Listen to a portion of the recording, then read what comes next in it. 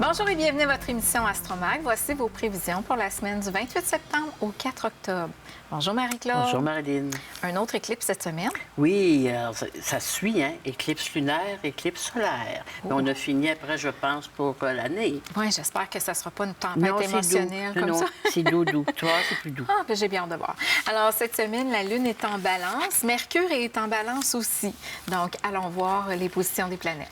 Alors, c'est ça. Alors, une nouvelle Lune en balance. Donc, on a le Soleil, on a la Lune et Mercure qui sont en balance. Le Soleil passe entre le 5 et 11 degrés. Donc, on va fêter le premier décan des balances. Alors, il n'est plus mercurien, ce décan-là, là, parce qu'on avait la Vierge avant nous. La Lune est à 10 degrés. Donc, c'est ce qui fait qu'on a une nouvelle Lune, une conjonction. Mercure est à 12 degrés, 13 degrés. Donc, ça fait Soleil, Lune, Mercure ensemble. Alors, c'est intéressant. Vénus est en Scorpion entre 5 et 13 degrés. Mars en Cancer entre 13 et 16 degrés. Donc, on a un beau trigone là-dedans. Jupiter est en Gémeaux à 21 degrés. Saturne est en Poisson rétrograde à 14 degrés. Il recule tout le temps, lui-là. Alors, Uranus rétrograde à 26 degrés du Taureau. Neptune rétrograde à 28 degrés du Poisson. Et Pluton rétrograde en Capricorne à 29 degrés. On dirait que les planètes ne veulent pas changer de signe. Hein? Ils sont nostalgiques un peu. Ils sont bien dans leur position. Oui, bien, nous autres, on est moins bien. Hein? Ah, mais d'abord, on va les changer. Oui, on va organiser ça. Alors, la nouvelle Lune, elle forme un aspect, elle a une conjonction avec Mercure, oui, avec la Lune noire, oui. Elle fait un carré à Mars en Cancer, puis un petit quinconce à Saturne en Poisson. Alors, mais c'est quand même moins sévère que ce qu'on a eu la pleine Lune en Poisson, là, il y a 15 jours. Ouais. C'est un peu plus doux. Bon, bien, allons-y dès maintenant pour voir ce que nous réservent les astres pour nos balances. Alors, bon anniversaire, chère Balance. Alors, donc, du premier décan, vous avez... Alors, une lunaison, c'est un nouveau départ. Donc, ce décan-là, durant l'année, avec sa révolution solaire, vous entamez un nouveau cycle important. Alors, c'est chez vous, là, vous avez la Lune, vous avez le Soleil, puis Mercure. Donc, autrement dit, la Lune, c'est les émotions. Mercure, c'est mon intellect. Le Soleil, c'est mon aspect physique. Donc, très bel équilibre. Et la leçon de la Balance, c'est d'atteindre un équilibre. On s'incarne pour ça. Alors, donc, ça devrait être plus facile pour vous autres à ce niveau-là. Vous avez... Elle fait un petit quinconce à Saturne en Poisson, mais un quinconce, comment je dirais, c'est l'angle mort, le quinconce, hein, en astrologie. Donc, Saturne en Poisson, elle se fait dans votre maison 6. Alors, donc, une petite bémol sur le plan de la santé, mais ça, on verra ça au cours de l'année avec les aspects qu'on analysera. Alors, Vénus, qui est votre maître pour le moment, est dans votre maison 2, en bel aspect de Saturne en 6 en Poisson, et en un beau trigone parfait avec Mars en Cancer en Cap. Donc, c'est une éruption solaire qui va vous apporter, côté financier, stabilité. Financièrement parlant, stabilité sur le plan professionnel, et puis au niveau stabilité sur le plan familial ou privé. Si vous voulez avoir de plus, là. Alors, pour nos balances qui être seules, la vie amoureuse intéressante, très intense. Pour ceux qui s'abattent de l'aile un petit peu, bien, c'est sûr qu'avec un quinconce Saturne, des fois, la balance, elle a une tendance à laisser porter les choses, à laisser faire les événements pour elle et pour lui. Donc, quinconce Saturne, des fois, on dit, bien, justement, hein, rien ne va plus, alors donc, il faut accepter l'inévitable. Il va se faire bousculer, là. Oui. Alors, Jupiter qui est en Gémeaux, en beau trigone parfait, tu sais, la personne qui dit, moi, mon association, j'en veux plus, je suis tannée, on vous annonce que le contrat est terminé. On pleure pas parce que c'est ça qu'on voulait. Alors, c'est un petit peu ça qui peuvent leur arriver, nos balances en balance. Ils font toujours ça en douceur, hein? On les voit aller. Alors, c'est parfait. C'est excellent. Il n'y aura pas de remue-ménage important. Et puis, Vénus en Scorpion avec Saturne en 6. Pour certains et certaines, bien, c'est des rentes au niveau financier. J'ai demandé de l'aide, je la reçois. Toujours, c'est toujours une question de carte du ciel, hein, d'ascendant. Alors, pour la balance pure, ascendant pur, bien, ça touche vos finances, ça touche votre travail, ça touche aussi la santé. Saturne en 6, quand même intéressant, parce que Mars, j'ai l'énergie pour repartir. Surtout pour l'ascendant balance ou les personnes qui ont une lune en balance. Merci, Marie-Claude. Alors, poursuivons avec les scorpions. Chers scorpions, période pré-anniversaire intéressante pour nos scorpions, ascendant scorpion ou lune en scorpion. La lunaison se fait dans votre secteur 12. Le secteur 12, vous savez, c'est juste un retour des choses aussi. C'est pas juste la calamité, là, la 12. La 12, on va chercher le karma, les maladies chroniques, mais aussi la 12, c'est aussi le juste retour des actions qu'on a fait. Alors, une lunaison, puis c'est un passé qui revient dans ma vie, mais un passé très loin des fois. Alors, la lunaison maison, le Soleil, Lune, Mercure dans votre belle maison 12, bien, moi, je trouve qu'il y a des belles rencontres, des beaux retours de flamme ou de retour tout simplement d'amitié, retour de santé pour d'autres. Alors, on a aussi un quinconce Saturne en 5. Bon, bien, quinconce Saturne en 5, je dirais qu'il y a une perte affective pour certains ou certaines, mais vous le saviez, ça. Tu sais, quand on dit c'était déjà terminé depuis X temps, mais regarde, c'est comme si on met un X à la fin de tout ça, mais ça fait longtemps que ça passe là. Alors, c'est pas un négatif, ça, c'est quand même un ménage à quelque part, parce que la balance apporte autre chose. Puis comme c'est la maison 12 aussi, bien, c'était, pour certains, ça peut être une relation du passé, ça peut être pour certains une relation qui était cachée, qui pourrait peut-être devenir au grand jour. Ça dépend tout le temps de vos aspects personnels, OK? Vénus est rentrée chez vous, les scorpions, ascendant scorpion. Vénus apporte du charisme, hein? Puis le côté besoin d'aimer, d'être aimé. Vénus en scorpion, c'est intense, c'est tout ou rien, il n'y a pas de demi-mesure. Mars en cancer, avec ça, en trigone parfait. Alors, on veut vivre. Le scorpion, vous savez, le scorpion, c'est il meurt, il renaît. Ça, c'est toujours ça. Alors, il y a une renaissance ici pour nos scorpions, ascendant scorpion, un renouveau départ, une nouvelle vie, pour peu importe l'âge que l'on est. Bravo. Saturne, Neptune vous apporte justement une belle structure importante pour le devenir. Mais ils ont vécu des choses importantes. Puis ils le savent, eux. Puis vous méritez ce que la vie va vous apporter dans les prochains mois de l'année. C'est beau. C'est très beau, ça. Oui, c'est beau, puis c'est correct. On aime ça, puis c'est encourageant. Oui. Merci, Marie-Claude. On poursuit avec les Sagittaires. Cher Sagittaire, la lunaison va vous apporter de la facilité.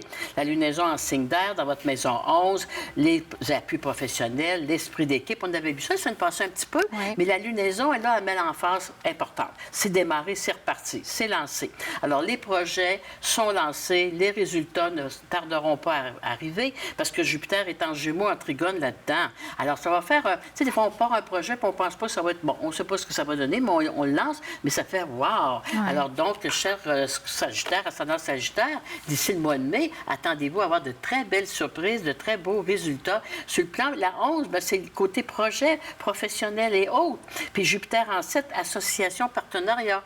Le projet que j'entame présentement, l'achat que je fais présentement, va m'apporter autre chose d'ici juin. Alors, ça fait une continuité. C'est pas juste une chose que je dois... Parce que Jupiter, c'est expansif, OK?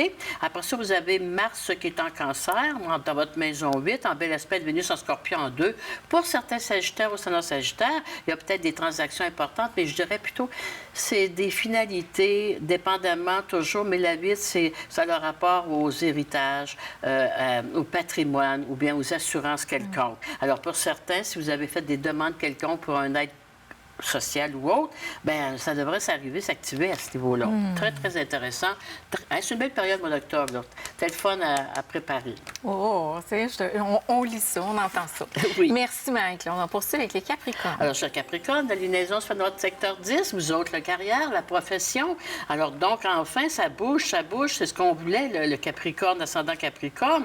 On a Jupiter qui est en Gémeaux dans leur maison 6, donc un beau trigone parfait dans l'axe du travail. Hein?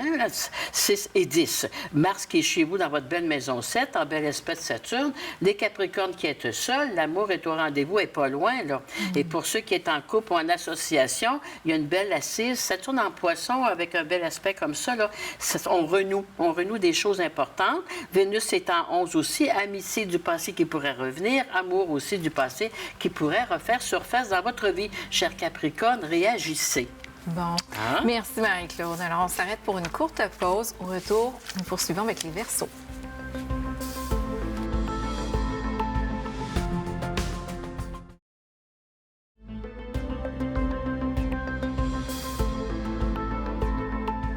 Nous sommes de retour à votre émission Astromag. Poursuivons avec les Verseaux.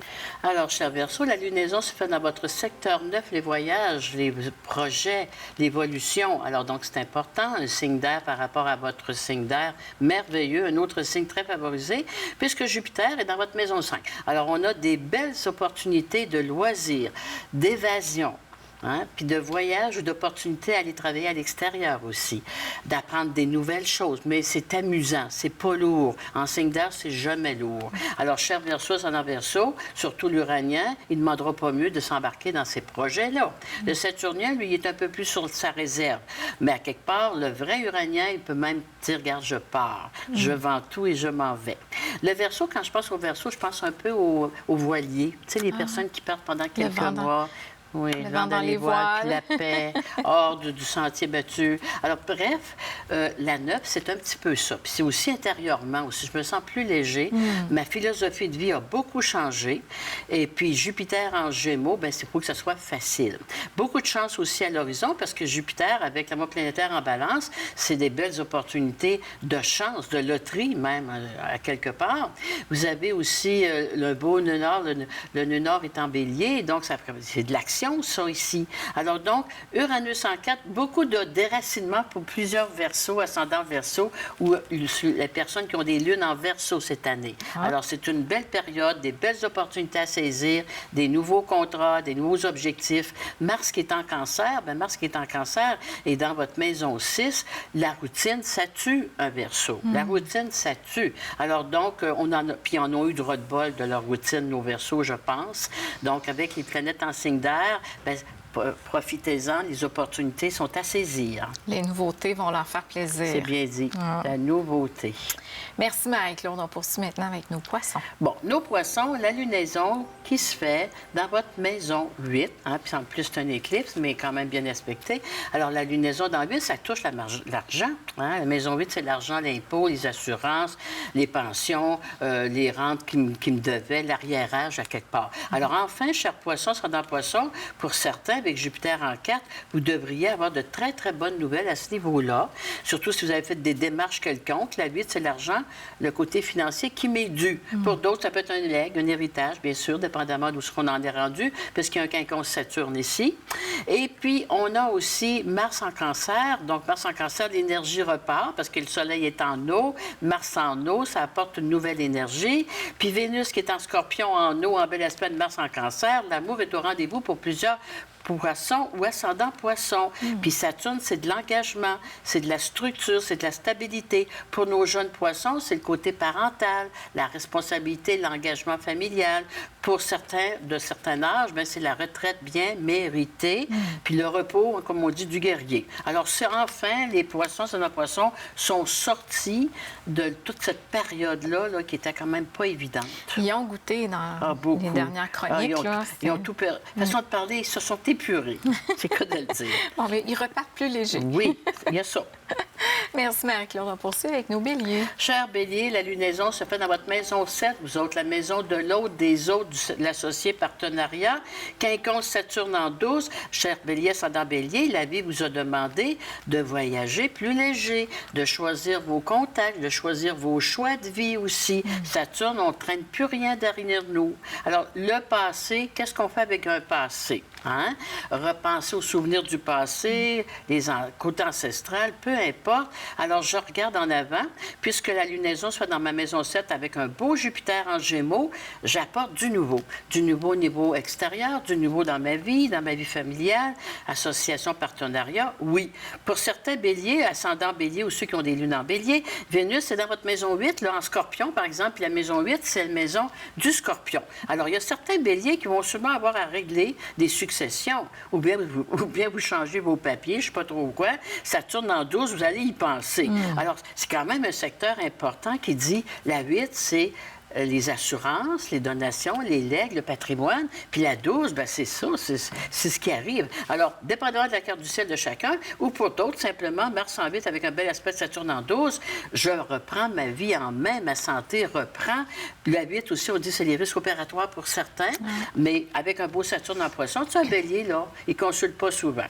Mais de temps en temps, tu te dis pourquoi tu as attendu tant de temps pour régler ce qui aurait pu être si facile. Donc, c'est tout ça un petit peu nos béliers pour l'automne. Vu que vous avez le mois planétaire dans votre maison 7, reposez-vous, prenez ça un petit peu plus mollo, parce que c'est une période où j'ai le moins d'énergie. Le printemps, eux autres, c'est hot, mais à l'automne, c'est le contraire, c'est un cycle descendant. Ils se préparent à hiberner. Il faut, ben c'est ça. En tout cas, il faudrait un peu qu'ils se préparent quelque part. Merci, Marie-Claude. Alors, on poursuit avec nos taureaux. Nos taureaux, bien, la lunaison se fait dans leur maison 6, en bel aspect de la 6, de la 12. Donc, le côté professionnel des taureaux, ça va bien, c'est léger, c'est facile. Surtout les taureaux qui sont dans le domaine artistique ou esthétique, c'est encore plus fort.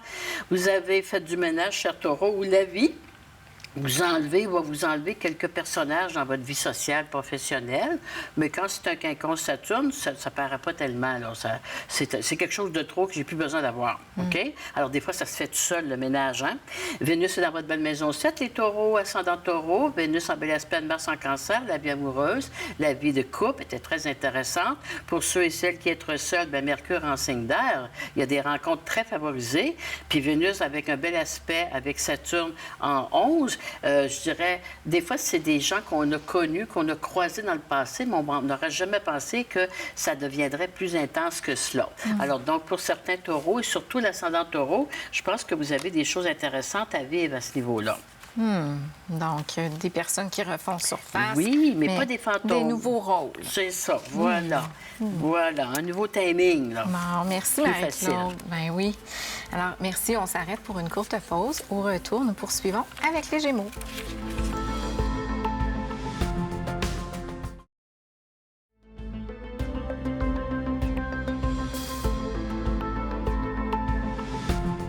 Nous sommes de retour à votre émission Astromag. Voici les prévisions pour les Gémeaux.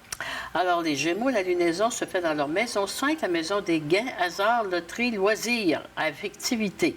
Donc, si j'ai une lunaison là-dedans, vous avez de beaux aspects avec Jupiter chez vous. Achetez-vous des billets de loto, faites quelque chose, le bingo, n'importe quoi.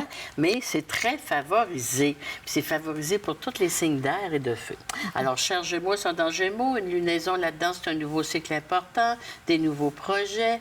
Mercure, des belles rencontres sur le plan social, loisir, affectif, filial, qu'on dit. Hein? C'est très, très beau. Mars est rentré dans votre maison 2 en cancer. La maison 2 des Gémeaux, le cancer, c'est le côté financier matériel. En bel aspect de Vénus. Donc, vous avez aussi des possibilités sur le plan professionnel, travail, oui. Des offres intéressantes qu'on dit à ce moment-là. Pour certains Gémeaux, bien, c'est sûr que Jupiter en Gémeaux, si vous avez des projets de vente, c'est très favorable sur ça, là. Plus vendre que acheter, qu'on dit. Hein? Puis Jupiter apporte aussi des changements importants sur le plan professionnel, de l'expansion. Donc, le mois d'octobre devrait être très, très intéressant pour des projets amoureux, affectifs pour certains Gémeaux. Pour d'autres, c'est des projets au niveau filial, familial, mais c'est très, très sentimental, affectif aussi. Puis, pour certains, bien, il y a des changements majeurs. Vous avez un quinconce Saturne en 10, là. Un changement majeur sur le plan professionnel. Ça fait longtemps que nos Gémeaux sont dans Gémeaux.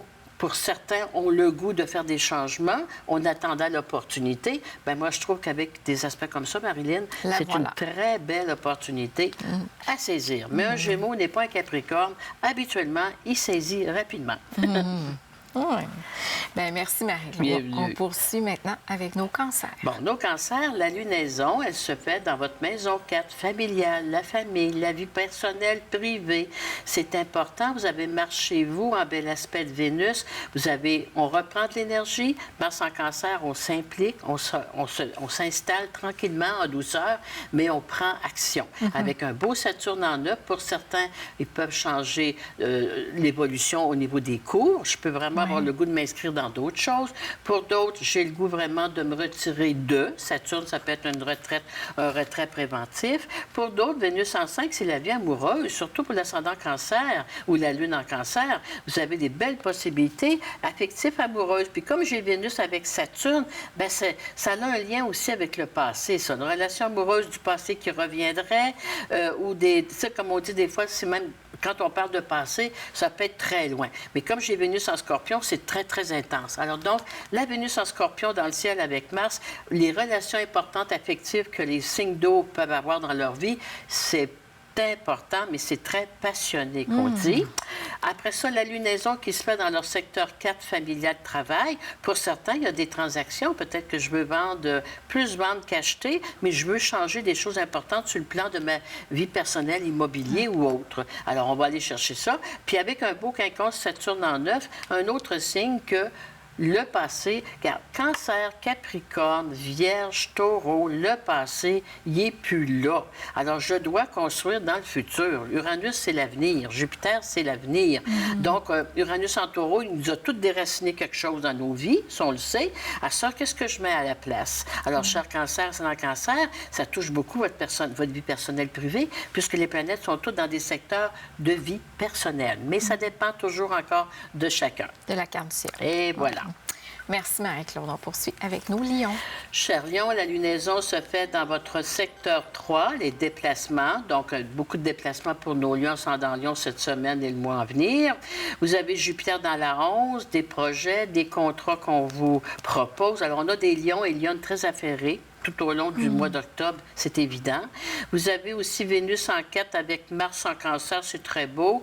Mars en 12, Vénus en 4. Pour certains lions, peut-être qu'on a de très bonnes nouvelles sur le plan familial. Saturne en 8 d'une personne âgée. Peut-être qu'on avait de l'inquiétude pour quelqu'un. Là, il y a des bonnes nouvelles sur le plan de la santé. Pour d'autres, sur le plan affectif amoureux, parce que Vénus, Saturne, c'est des liens fondamentaux très importants sur du long terme ici. Là, tu sais, là, qu'on dit, c'est soudé à quelque part. Puis pour d'autres, avec le quinconce Saturne en 8, nos chers lions ascendant Lion, et Lion aussi, avec un Saturne en 8, bon, ça peut être une façon de deuil, mais on peut faire des deuils physiques comme des deuils personnels intérieurs. Hein? C'est pas toujours physique, là, dépendamment. On dit pas ça comme ça à peu près, mais Saturne en 8, il y a des... Mais on fait des deuils à tous les jours. Oui. À tous les soirs, on fait un deuil de notre journée. Alors, donc, on peut faire des deuils de mois et d'années. Alors, mais c'est pas grave, la lunaison, elle emmène d'autres choses. Alors, c'est toujours quelque chose se tasse pour du nouveau, du meilleur, puis le lion, un signe de feu, il est toujours prêt à reprendre. Puis Jupiter emmène toujours du plus habituellement et non du moins. Le lion, il regarde de lui-même plus vers l'avant. Oui, absolument. Les signes de feu, là, c'est pas dans le passé. Les signes d'air non plus. Ça. Les signes d'eau et de terre qui ont de la misère avec ça. Les points de repère, hein? Mais un point de repère, à un moment donné, tu dis, j'en ai plus de point de repère. GPS. C'est ça. Merci, Marie-Claude. On termine avec les Vierges. Alors, chère Vierge, ascendant Vierge, la lunaison se fait dans votre secteur 2. Une balance, donc, oui, dans le secteur 2, des sous, de l'argent. Alors, donc, elle aboutit quelque chose à ce niveau-là, hein? Parce qu'il y a eu des bris de contrat. Vous savez, ils avaient quand même Mercure, carré, Jupiter, Saturne. Bon. Alors, les ennuis financiers, les problématiques sur le plan matériel financier, la lunaison va vous régler ça, vous autres. Vous allez voir, là, si j'ai perdu, il y a un gain quelque part. Pour d'autres, c'est un nouveau travail, une nouvelle proposition, c'est correct. Mais enfin, ça me sécurise. Vénus, c'est en Scorpion. Alors, le Scorpion, pour nos Vierges, eux autres, c'est la maison 3. Alors, l'entourage familial, l'entourage du quotidien, vie amoureuse, Mars en 11, les amitiés, mes réseaux d'amis, mes réseaux professionnels, c'est tout là que ça se passe, OK? Puis Saturne, qui est dans votre belle maison 7, est en trigone. Si j'ai des vierges, ascendant vierge, qui être seuls, qui avaient vécu des choses importantes de rupture, bien avec Saturne trigone là-dedans, on peut repenser à refaire notre vie ou à emmener quelqu'un dans notre vie où on accepte justement notre nouvelle période de vie de célibataire. Et pour certains, bien sûr, avec un niveau santé, j'ai la mort planétaire qui est dans la 2, puis dans la 12, on arrive de ça, là. Alors donc, le côté santé énergétique, Mars est en bel aspect. Donc, tranquillement, lentement, mais le retour à la santé pour certains vierges, et surtout ascendant vierge, est très, très intéressant. Donc, tu vois que c'est une éclipse, là, mais c'est une éclipse solaire. Donc, l'éclipse solaire, elle va plus toucher le côté matériel, nature des choses, que l'éclipse lunaire qu'on a eu il y a 15 jours. Puis elle est beaucoup plus douce sur les effets parce qu'aujourd'hui, l'horoscope, c'est plus beau que la semaine dernière. Elle est moins maligne parce qu'elle est en signe d'air. C'est un signe de paix. Oui. Merci pour les prévisions, ça fait plaisir, Marie-Claude. Alors, je veux rappeler aux gens à la maison que notre beau magazine Astroflash, ce mois-ci, on a Étienne Drapeau en page couverture. Le mois prochain, on parlera avec France Gauthier et la thématique du magazine va être ouvert à plus grand que soi. C'est beau. Alors, dans le cadre des magazines, on fait toujours une carte du ciel d'une personnalité publique sous une thématique. Parce qu'une carte du ciel, puis là, ça va être mes questions pour toi, Marie-Claude, c'est quand même long à faire. Il y a tout un calcul, il y a tout un exercice. On ne peut pas faire une carte du ciel comme ça sur le coin de la table. Fait que pour ceux qui auraient à la maison jamais eu une carte du ciel, qu'est-ce que ça nous permet de voir, Marie-Claude? Oui, les gens m'appellent souvent pour ça. Bien, la carte du ciel, vous êtes né à une période de votre vie, la date, heure et lieu de naissance. C'est une photographie de votre vie. Hein? À la naissance, le ciel, les planètes se sont installées d'une telle façon, puis on prend la photo de cela. Comme dans vos lignes de main, quand vous venez au monde, vous avez des lignes dans vos mains qui changent. Alors, la carte du ciel, moi, j'appelle ça un passeport pour ta vie. Alors, puis c'est un passeport qui parle de beaucoup de choses. Alors, donc, là, nous autres, en astrologie, on fait des prévisions pour le soleil de tout le monde. Mais tu es pas mal plus personnalisé que ça. C'est très précis parce qu'on le voit dans le magazine. Oui, Écoute, hein? parce que les personnalités publiques, on leur demande, te reconnais-tu là-dedans? Ils disent, oh oui, tellement. Puis, tu sais, fait que c'est très, très, très précis. Mais pour ce faire, hein, on a besoin de la date de naissance, l'heure de naissance, le lieu de naissance aussi. Exact. Par contre, beaucoup de gens me disent, j'ai pas l'heure de naissance. Ouais. Alors, une astrologue qui est habituée, alors est capable de sortir votre heure de naissance par des événements majeurs de votre vie. C'est plus long, mais il faut le faire. Sinon, tu fais une carte du ciel pour un bélier, ça dans bélier, point. Ouais. Alors, c'est mieux que rien, mais il manque un petit peu d'infos. Et dans la carte du ciel, on va toucher à famille, amour, santé. Vous couvrez toutes les sphères de vie. Hein? Ouais, c'est ça. Physique, hérédité, ancestrale, la famille, les parents. Tous vos gens que vous aimez ou que vous n'aimez pas, ils sont installés dans votre carte du ciel. Ouais. Alors, c'est quelque chose. Mais c'est vrai. Puis toi comme moi, puis tout ça, on a expérimenté beaucoup, puis même les gens le disent, c'est vraiment, ça parle énormément. Moi, mes élèves, ils n'en reviennent pas jusqu'à quel point. Alors, ne donnez pas votre date de naissance puis votre heure à n'importe qui, parce que vous êtes tout nu. Oui, c'est ça. Et toi, tu fais des cartes du ciel, et puis on a des astrologues aussi dans le magazine qui en font. Donc, s'ils sont intéressés, ils peuvent vous contacter directement. Absolument. Merci, Marie-Claude, pour les prévisions. Merci aussi de ces renseignements-là sur la carte du ciel. Très intéressant. Moi, tu m'as fait la mienne. J'ai beaucoup aimé. Il faut l'essayer au moins une fois pour savoir vraiment ce que ça donne. Ah oui, vraiment. Puis ça donne un enlignement pour le futur aussi, parce qu'on parle du passé, de qui on est, mais aussi une direction. Où est-ce qu'on s'en va? Oui, exactement. Et voilà. C'est vraiment bien. Alors, je te laisse avec une belle petite phrase encore. Cette fois-ci, c'est de Marilyn Monroe. Elle dit « Le ciel n'est pas la limite, votre esprit l'est. » Mon Dieu, elle était profonde à ce moment-là. Elle était profonde à ce moment-là. Elle avait une belle période. Ah oui, elle était dans une belle période. Une bonne Gémeaux ascendant Lion, hein? Ben, c'est quand même Marilyn, Ben oui, ben oui. Merci Marie-Claude. Je te souhaite une bonne semaine. Merci à vous d'avoir été au rendez-vous. On se revoit la semaine prochaine.